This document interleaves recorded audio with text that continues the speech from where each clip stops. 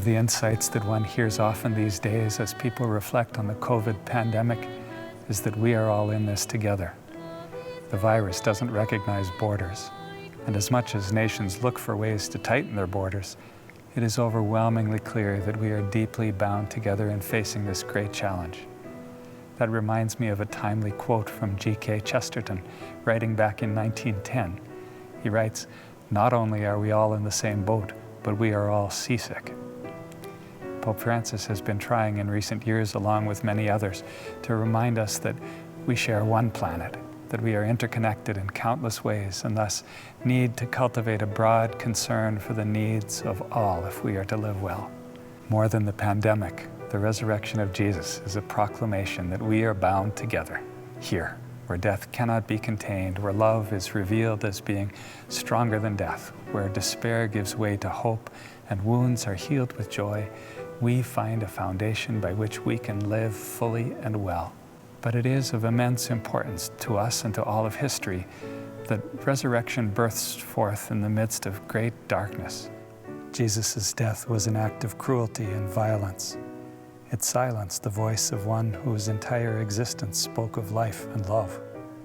For the disciples, it was the shattering of hope, the seeming end of Jesus' promise of God's kingdom, his promise of God's mercy. It is from the heart of death, from a tomb which signaled a bleak end of hope, that the light of the resurrection bursts forth.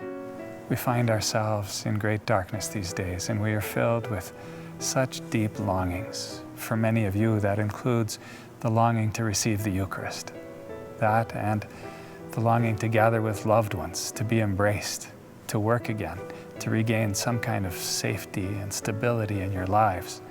If you're in a nursing home, to have visitors again. If you're young, to keep learning and to be with your friends, and many other longings.